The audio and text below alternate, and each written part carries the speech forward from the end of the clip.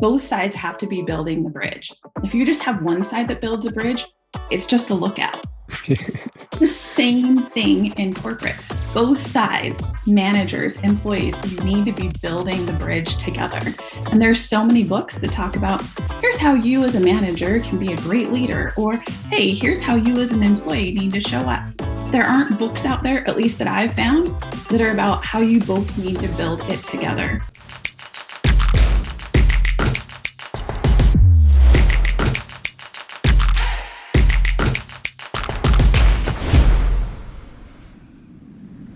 On this episode of the Creator Community, we'll meet Kimberly Sauceda, a lifelong builder of deep and powerful connections with those all around her. We'll hear how she left Idaho and became a leader in some of the largest tech companies in Silicon Valley, and how she's leveraged those skills as a corporate leader to become an extraordinary coach. We'll hear about Kimberly's moment of awakening that led her to first understanding the power of bridges from her grandfather, and how this mindset helped her to develop her 9 bricks for bridge building. We'll also learn the power of Kimberly's 3 magic words that create positive emotions in team members, deepen connection, and deliver results. And we'll learn how all this led to her first book, Meet Me at the Bridge. Check out the show.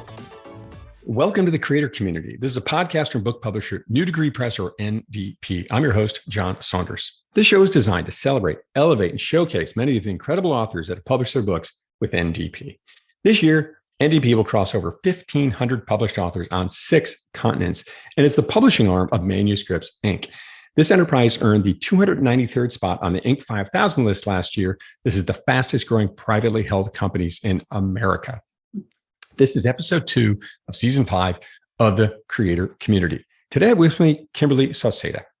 Kimberly has over 20 years of marketing leadership experience at Fortune 500 companies like Apple and Logitech, where she led teams in global launches of game-changing product launches. She built high-performing collaborative teams that drove 2x market growth. She learned to thrive in these environments, both as an employee and a manager, by creating and maintaining solid relationships at all levels. As an executive coach and speaker, she now works with organizations and their leaders to create stronger relationships and be all in for their teams, as well as move from overwhelmed to unstoppable. Her favorite relationships are the ones with her boys. She loves to travel. Her favorite bridge is the Charles Bridge in Prague. And her new book, Meet Me on the Bridge, is due out this September 2022. Kimberly, great to see you. Welcome to the show. It's great to see you too, John. Looking forward to our chat today. I've really been looking forward to this day. So before we dive into your whole book, let's share a little bit with the listeners about your entrepreneurship journey, going from working at big Fortune 500 companies to now running your own business. What's that journey been like? Yeah, it's a bit of an eclectic journey, actually. I used to joke with a friend that I went from Idaho to iPhone. Growing up in Idaho, I always knew that I wanted to do international marketing. And then I've worked at Clorox, Nestle, all of these incredible places, Apple. I led smart home marketing for Logitech. And through all of that, what I was really excited about is helping brands turn their story from like old and stodgy for certain products to innovative, really rewriting some of that. And now I'm the founder and CEO of O2U, from Overwhelmed to Unstoppable. And I love also helping clients as they are rewriting some of their stories and they're moving from overwhelmed to unstoppable. We've had an awful lot of overwhelm over the past few years. And I really supporting all the clients, talking to them. It's just an incredible thing for me. Interesting. So you took this, maybe there's a theme here I'm hearing, Kimberly, an early theme, which is you had this thread of helping companies kind of reshape their marketing and messaging and how they do their products and whatnot. And now you've taken that and applied it to leadership. Is that kind of what I'm hearing? Yes. And another through line was I found that it really was through creating incredible, solid relationships that I was able to achieve different things, not on my own. It is a strength of the relationships. So that's the other part that I am helping organizations and leaders with today too. It's astounding to me how often I find that gap. I talk about this a lot in my own coaching work around relationship building, and many people see it as sort of this one-time thing. Hey, what'd you do this weekend? All right, now we're friends, right? And yes. Of course, there's a bit more to the story. Absolutely. Or I find right now, with so much overwhelm, people are saying, I don't have time to do that, Kimberly. Like, that's a nice to have. And I actually would assert it's a need to have. That's how we get things done in the corporate world, right? We need other people. And just generally as humans, we need other people. So important. And I can't wait to dig into a bunch of these stories. But before we jump there, Kimberly, you're soon to be a published author this fall, September 2022. How did a book even enter your radar screen? Well, that's kind of funny because it really was not at all on my radar screen. A lot of people have now come to me and said, oh, I've always wanted to write a book.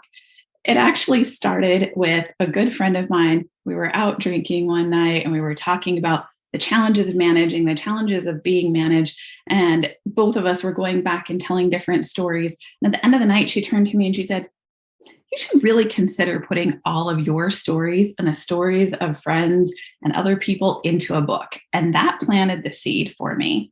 And then the universe, as it sometimes does, kind of conspired, and different people would say, oh, hey, that'd be interesting to have as a book. And just different people, John, kept saying this. My coach said this. And then a really good friend who was going through Creator Institute and the NDP program started talking to me. And as we talked, I just realized I could do this. This actually is a possibility. And so he gave me that final nudge that pushed me forward. And I'm incredibly grateful. That is so cool. I know more than a couple of people joined this program just because they saw me posting about it and this kind of thing. And I'm sure they were thinking, well, if John can do it, I think anybody probably can. So I'm going to jump in here. But right, very comprehensive program, takes you from start to finish. But yes, being a busy person, running a business, having a family, Kimberly, how did you fit this into your life? Like, do you write in the morning, at night? How did you even make that work? Yeah. So what I found is you make time for the things that are important to you. I signed up on a fluke to do the Nike women's half in San Francisco. Half marathon. And it was when we were launching the iPhone 6. So I had absolutely no time either. But what I found is I loved this time running. So I would fit it in the morning or I'd fit it in the night. And I did the exact same thing with writing. I just fit it into the pockets of time that I could create because it was something that was mine, that was really important to me.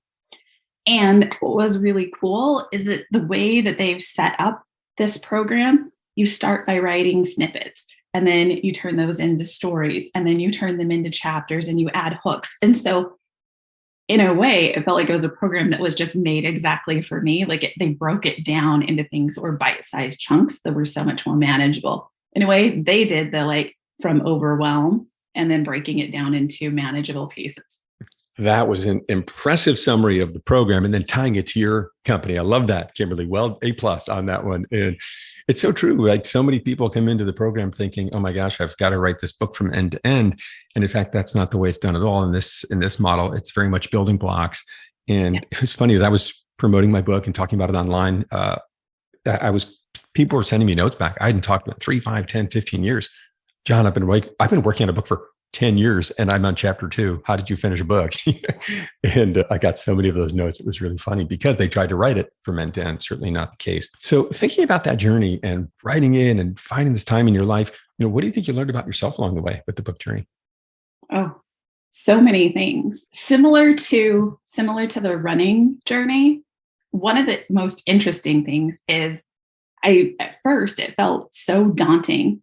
It was so new to me.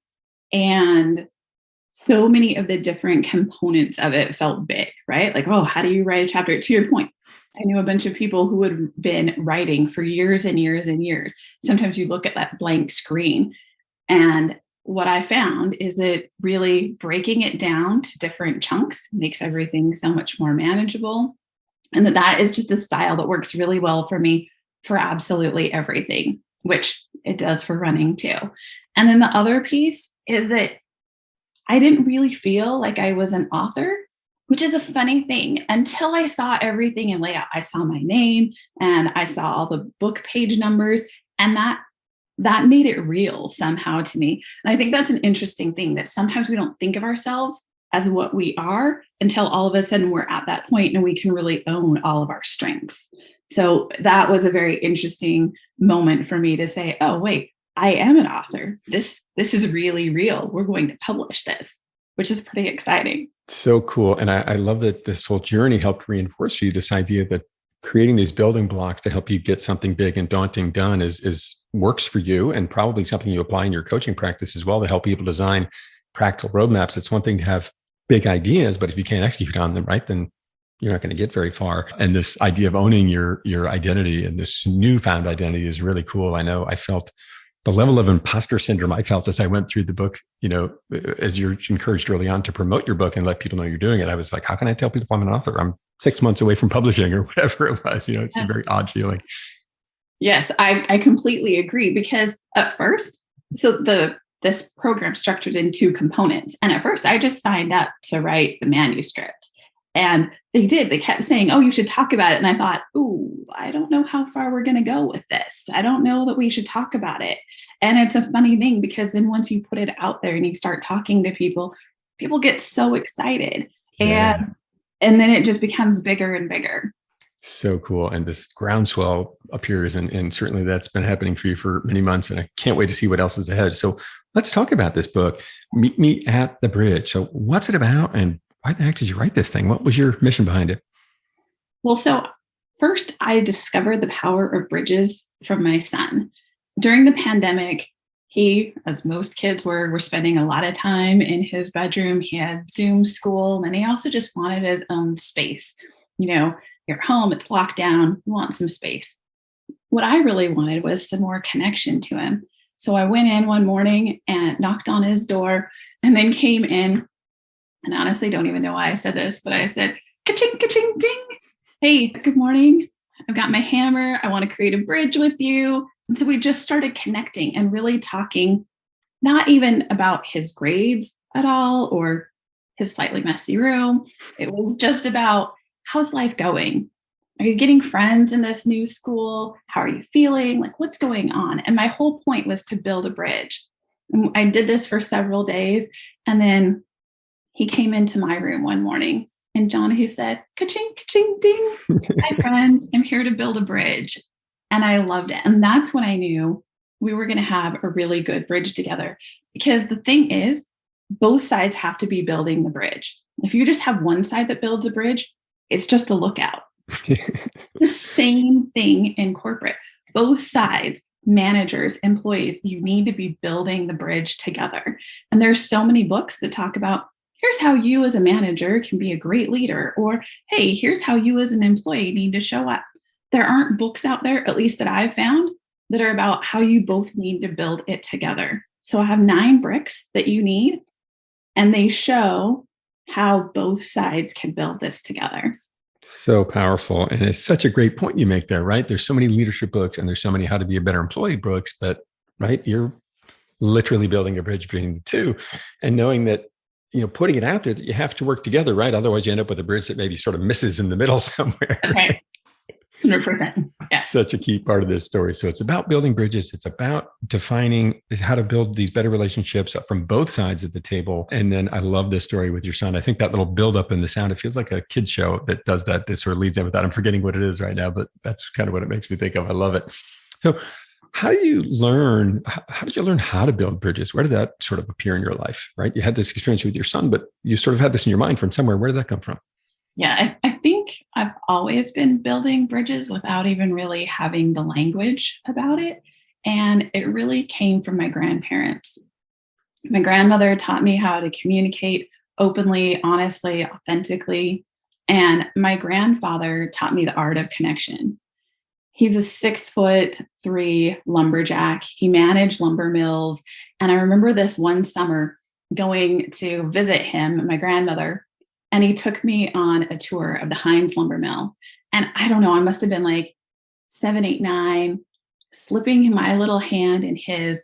And the amazing thing, we went to every single station. And not only did he know each person's name, and he was asking them, how's everything going this morning? What are you doing? But he would say, Bob, how is everything going with Susie? I know that she broke her leg. Is everything all right? He would talk to the next person about their spouse. He knew all of the different things. So when he was checking in, he wasn't just checking in on a cursory kind of a level. It wasn't just about the job. It wasn't transactional. He genuinely wanted to know about the people that were working there. And the really cool thing about this, he would be called in time after time to come into mills that were in the red, and he would turn them into the black in about a year because he managed this totally different way. So he taught me how to really connect with others.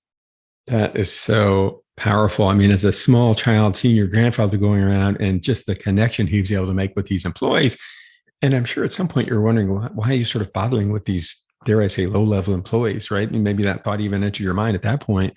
And of course, you quickly understood the power of it, which is people want to work with people they connect with and have a relationship with. And it's just so, so important. What a great lesson to learn early on. So when you think about this book you've written, Kimberly, and the parts, this bridge, you're like, what are the parts of the bridge, and where do we get this? How do we get this off the ground? Where do we start?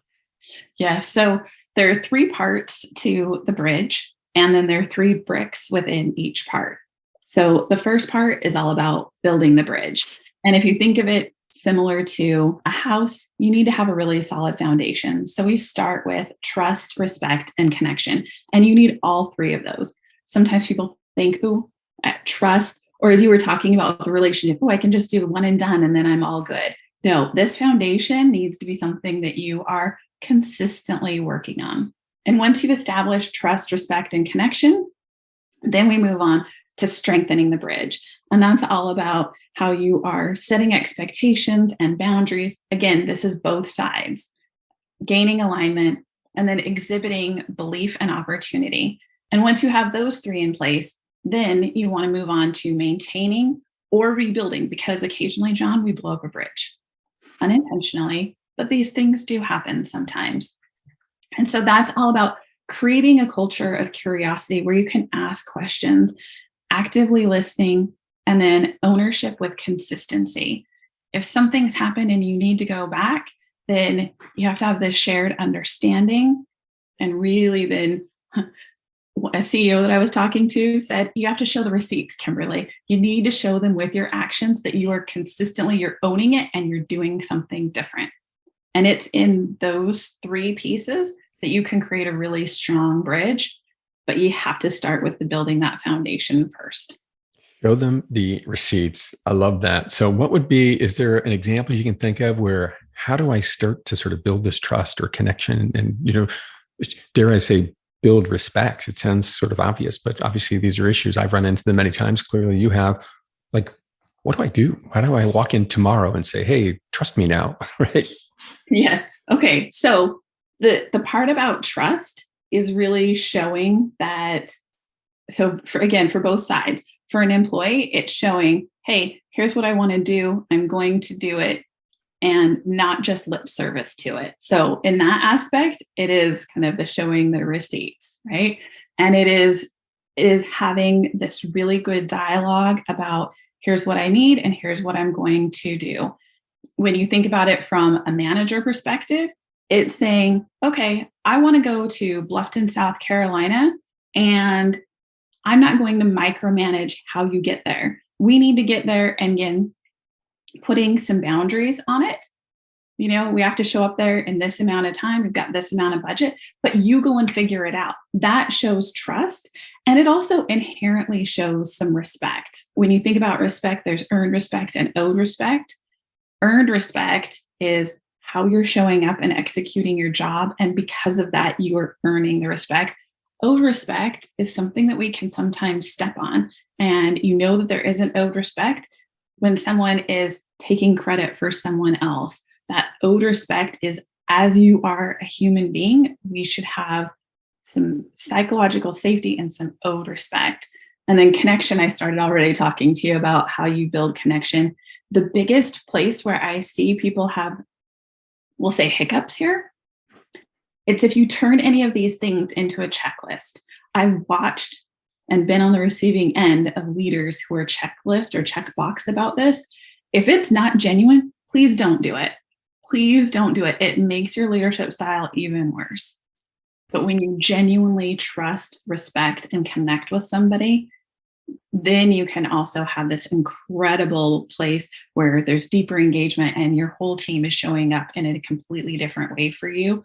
Or when you build that trust, respect, and connection as an employee, your manager shows up completely differently for you as well. I really appreciate this concept of the checklist, but if you're going to use it, make sure it's done in an authentic and real way, right? And because I am a big believer in checklists for these meetings, just to make sure we cover the important things we need to do, not that we can't deviate. But yes, it just can't be, did you do this? Yes, right? Just all these sort of monosyllabic answers as you go. So thank you for sharing that. In this, it's such a powerful message. And I love this roadmap you have to help people kind of get out of the gate, because sometimes the relationship's not working. We're not seeing the results we want. And we just sort of feel stuck. So thank you for sharing that entry point, if you will. You talk in the book about these 3 magic words that change conversations. Kimberly, can we talk a little bit about these magic words you have? Yes. So this comes in the chapter where I was talking about creating a culture of curiosity. And the big piece here is, how might we? Now, if you know about design culture or brainstorming, you know that those words are how they start a lot of brainstorms. How might we do this? The thing about these 3 words, this is so magical. And I love these 3 words. In the corporate world, these are my 3 favorite words. How really lights up what's called a PEA. It's a positive emotion attractor. If you ask a question like why, it's a negative emotion attractor. And it starts to be something that you are already backed up. You're already feeling like you're accused of something. But the word how and the word what change things. So when you use how to start this question, it just opens up all of these different options. And might is not will or even the idea of should. It is just a simple world of possibility that we have. Might. And then we is, hey, John, you and I together are going to solve this. So it's like we're sitting on the same side of the table. Now, it may be that you're going to go and execute it, or maybe I'm going to go and execute it. But the we is really this collaborative word. And I have used this so many times, and it changes things in such a huge way. And you can use this again, up and down. Right. So I've used this with a team member saying, hey, so how might we tackle this problem that you've been encountering with this other person? Right. And really, it didn't feel, and I talked to him later, it didn't feel like I was saying, hey, you need to go da da da. And it wasn't scoldy. It wasn't anything like that. And I also, to management at Logitech, said, we have this incredible opportunity to be part of the first smart home table at Best Buy. How might we make this happen? And then we collaborated and were able to really participate in an incredible opportunity. I mean, talk about magic. I don't know if magic quite hits how powerful that little phrase is there to say, right? It opens up possibilities. It creates this non-permanence or pilot sort of mindset, which is, this isn't stuck in my lap and now we're stuck with it kind of a thing. And of course, we love it. Positive emotion attractor. What a great way to frame a question. That is really beautiful. And to get things done, because right now you're offering ownership to the other side of the table, right? And when people own something, they tend to do it, right? Or engage with it more. What a beautiful way to put that together. So there is no, right? You talk about this concept of there's no one size fits all, right? And you say it a little bit differently. I'd love to hear you say it. Yes.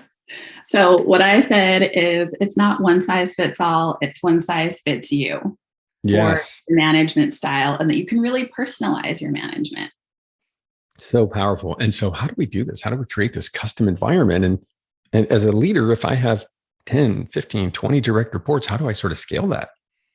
Yeah. So what you do, and this goes back to really understanding who it is that is working for you. And I have an incredible example. Her name's Krista Todd. She does this better than anyone else I know. She's the CMO for NortonLifeLock. And she has all of these questions that she sits down. So as CMO, she's got a lot of leaders, and she sits down with them and asks them 7 or 8 questions that she walks them through to really understand who they are, how they want to work with her, and how they'll get how they'll have the best relationship together. She asks some questions like you would think, right? How do you like to be communicated with? How do you like to receive feedback? Several like that. Then she also asked 2 questions that I thought were really interesting and unique. one of them is, tell me what really irritates you, right? So she kind of figures out, hey, Ooh, these that's are, a good one. isn't that a great one? And she also says, how can I get a gold star with you, right? So she kind of does both ends of it. And the other piece that I absolutely love is she takes all of this information and then she modifies, customizes, if you will, her leadership style for that person. And she checks it, because then if they come back and she's given them feedback and it wasn't how they really wanted, she says, hey, had this conversation, and they kind of redesign their way of working, if you will. So this is what we were saying. It felt like this happened. And I love that, there's no defensiveness in it. There's no wrong making. It's just all about, how do we have this best, really tailored relationship? And again, some people say, I don't have time to do this, or, to your point, this doesn't skip, but it actually does, because the time that you invest in this relationship pays off 10, 20, 100-fold. It's just amazing. It's interesting what I'm hearing, and please correct me if I'm wrong, but it sounds like her model, is she someone featured in the book? She is. She's got her whole chapter. Yes. Amazing. What I'm hearing is she kind of has her own MVP there, if you will, this minimum viable product, which is finding this sort of systematic way to connect with people and then building from there. So I feel like there is some scalability there from that respect. Is that a fair analogy? Yes. Yeah, I think that is a great analogy. Yes. Cool. I love that idea. And what irritates you? I mean, what a brilliant question to ask. And I'll put this thought out there to our listeners. This is certainly something I've spent a lot of time in my life working on and coaching people on, is asking for feedback, right? And just be ready. You're not always going to hear the things you want to hear, right? But that's okay. This is how we learn and grow. So another key feature of the book, or element of the book, is this idea of belief and the power and importance of belief. Why is it important for managers to really show belief in their team members? What have you seen there? Yeah. So there are 9 bricks. And all 9 bricks are very important. If you have all 9 bricks in place, it is connection and belief that are the game changer bricks that change what the relationship is to this incredibly fulfilling relationship. So another leader that I highlight, who is an inspiring leader, who has had people follow him from one place to another, is Rodney Toy. And he does an incredible job of exhibiting belief. And I want to talk about this from both ends. So he had, from employee and manager. So early on in his career, he had a manager that really believed in him, named Dennis. And Dennis moved him from finance to sales, and then moved him up to be a VP of sales. And Rodney's the first to say it was before he technically had the years of experience. But Dennis said, I've got you, and created this incredibly, what we would say now, psychologically safe place for Rodney to say, I'm not sure how to deal with this. Oh, there's this employee challenge that I have. And he really stepped up into this opportunity that Dennis afforded him. And they became such an incredible, that Rodney calls it, dynamic duo, where Rodney could end up looking at Dennis, and then he knew exactly what he was thinking. The business just flourished with the two of them. And so Rodney then later on, he would go and have his employees or people that he was mentoring, and he'd say, look, how can I help? What can I do? And what he loved, and what I think is really interesting, is when an employee would come to him and say, here's what I want to do, and here's some of the ideas that I have. And I love that, because again, so often employees think, well, it's my manager. They hold all the strings. I need to just wait. And then they're going to, give me this amazing opportunity, right? No, that's not the way that it works. None of these bricks are one-sided. You come and show what you have as a plan, and then you can do incredible things. Right. Put yourself out there, ask for that opportunity. But I love that this Dennis created this opportunity for him. And that is a mindset that I'm just so passionate about. So I really appreciate that story, because so often we just don't sort of start there with our thinking, like, how can I create an opportunity for somebody? I find not a lot of people wake up and say that is their first thought of the day. And it's such a powerful one. So thank you for sharing that story. So if I'm feeling stuck, I'm with my team, I can't seem to connect with them, growth isn't happening, like, where do I begin that bridge building? So you go back and look at each of those three components. If it's a new relationship, then you're starting from building the bridge. If it's an existing relationship, what you want to do is look at each of those three parts, the building, the strengthening, and the maintaining, to really diagnose what part of the bridge is missing. So how are you showing up? Where is the trust? Where is it on your side? Where is it on the employee's side? Respect. Are you showing earned and owed respect? Are they showing earned and owed respect for you? Have you been spending time building the connection? Like, you literally can go through each of these 9 different pieces and find out what's happening. Because the key part about a bridge, and this is just true of all bridges, literal and figurative, every day they're atrophying, every single day. So if you're not actively building and strengthening and maintaining this bridge, just as a matter of course, it's starting to atrophy. And I'm not saying that you need to do massive things each day, but even small things help reinforce it. I love that. Staying with this bridge analogy through and through here, right? Like any bridge on the roads today, like atrophies, it rusts, just like any bridge between you and another person, it's going to have some level of atrophy to it. Things change, people evolve, and you need to make sure you continue to sort of keep it going, keep it clean, keep it maintained, if you will. Yes. I love that. Yeah. Kimberly, when you think about this book, Meet Me at the Bridge, what do you hope to accomplish with it? Well, what I really want is for leaders, managers, employees to read the book and to take away all the different components of the bricks and leverage them in their relationships. So then you have these happy, healthy, high-performing teams that are really connected, that are really excited, energized, because the world that we're living in right now, there's so much burnout. There's a lot of frustration. 4.2 million people quit in January of 2022. 55% of people said they're looking for a new job in 2022. There are a lot of economic things. Building this bridge, it enables you to have a better world of work where relationships are thriving and the organization is thriving. That's what I'm hoping everyone will do. What a powerful message. I mean, it turns out when people are happy at work, they feel connected, they deliver, they operate at a higher level, and they deliver better results, right?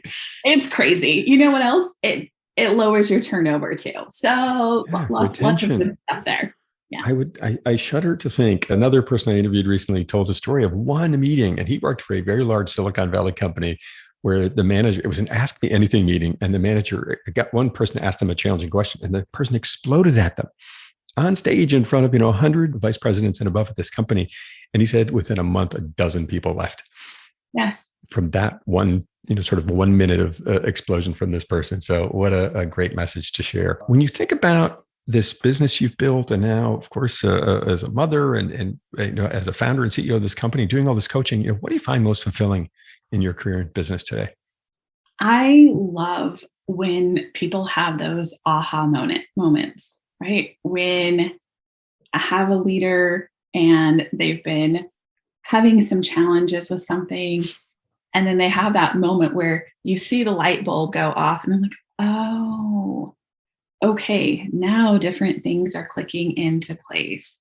And it can be where, they are going from the overwhelm and they're like, oh, wait, okay, so if I do these things, those are the chunks I need to break it down into.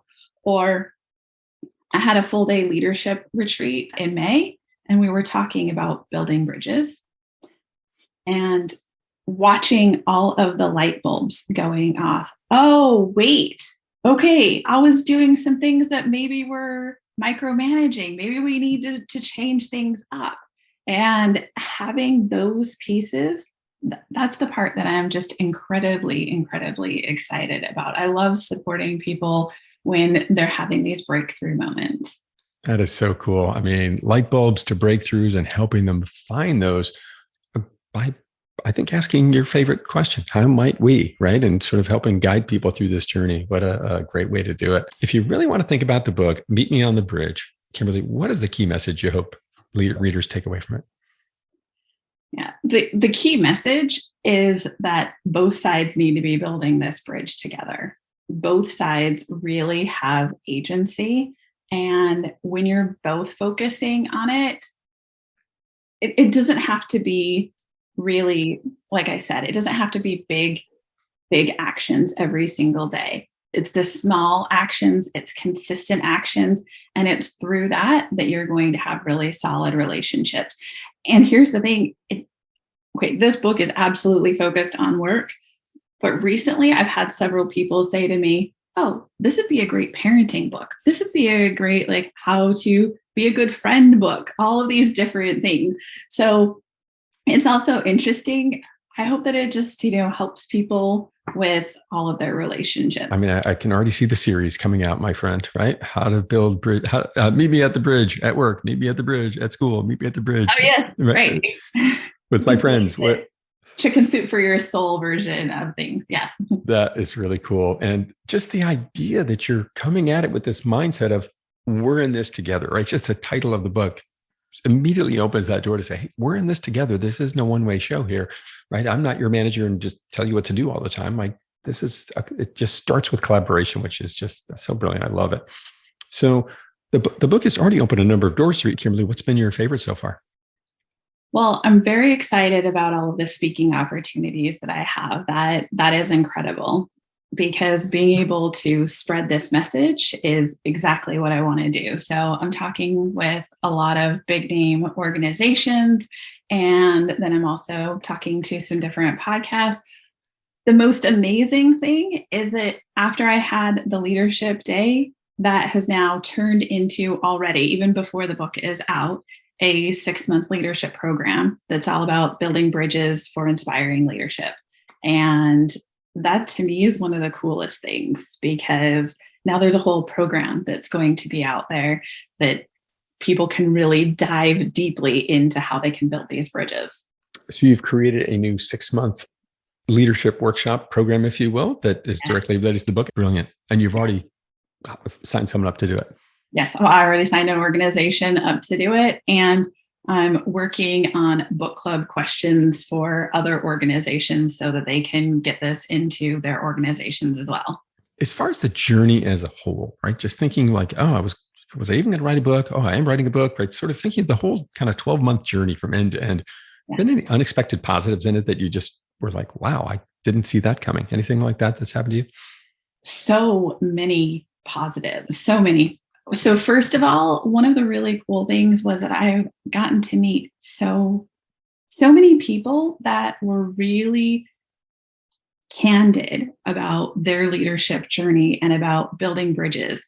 And I mean that because they told stories of here's what worked, and then also, oh, this did not work at all. And the book includes both of those. And throughout all of that, here are the cool insights. And in a way, it's helped refine how I build bridges and how I would, obviously through the book, give ideas and tips for other people to build bridges. I didn't think of this till just now, but it's helped me build my own bridges with all of these people. I interviewed dozens of CEOs, leaders, authors, coaches, researchers, professors. So, and now I have a whole bunch of new bridges with some absolutely phenomenal people.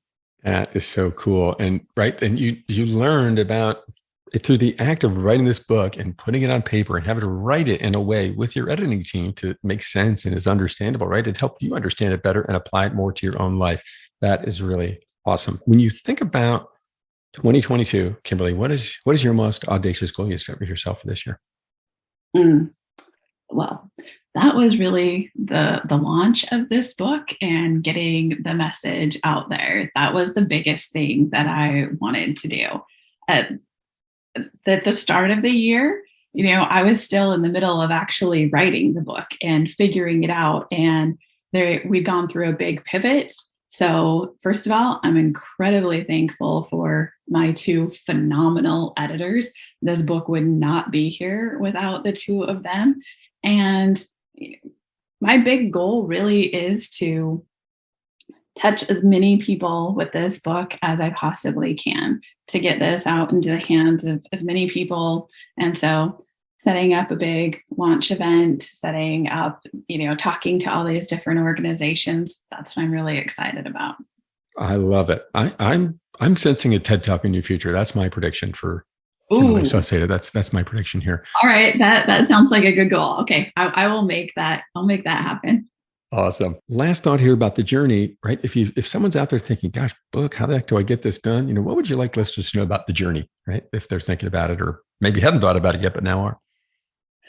Yeah. So I would say first, really understand what your goal is, what you want to do with the book. Having that helped me to write the book, because you're going to have, it's a little like a roller coaster. There are all of these ups and downs and amazing thrills and, pit of your stomach. Oh my gosh, what's going to happen next? So to handle all of that, knowing your why is incredible. 2, I would say go find some amazing editors, because again, without Karina and Sandy, this book would not be what it is. I am forever grateful to them. Awesome. Find a community, and that NDP has an amazing community. And then one of my really good friends gave me incredible advice. He said, go after the nails first. And I love that. That's how he wrote his thesis. And so find the things that you actually can just hammer right on the head, knock them out, and then keep moving forward, because then you also have this sense of accomplishment. Makes me think of the progress principle from Teresa Amabile. I'm a big fan of that thinking. That is awesome. I mean, so much learning, so much growth along the way for you. And I love how you just continue to sort of break things down and make them simple and executable. And no doubt that's what's a big part of what's made you a successful coach. And this creative and thoughtfulness about you, is a creative mindset and thoughtfulness about you is just really, I can feel it. It's infectious, even through Zoom. If people want to learn more about you and the book, Kimberly, where might they go? Yes. So my website is FromO2U.com. So it's from FROMO, overwhelm, to like the number 2, U, unstoppable.com. So that's the best place to find out. My book is on there, stuff about me, my coaching, speaking, all of that is there. And I think I've seen a pretty robust profile on LinkedIn as well, if I recall correctly, about you. Yes. You can also find me in Kimberly Sauceda at LinkedIn. I'm pretty easy to spot with red hair. Meet Me on the Bridge will be available this fall, September 22, wherever you buy books online. Kimberly, great to see you. Thank you so much for being on the creator community and sharing your story. Thank you so much, John. It's been incredible. The pleasure is all mine. So don't forget to subscribe to the Creator Community channel on your favorite podcast platform, YouTube, Apple, Spotify, wherever you consume podcasts. And if you enjoyed this episode, please leave us a review. I'm your host, John Saunders. Keep creating.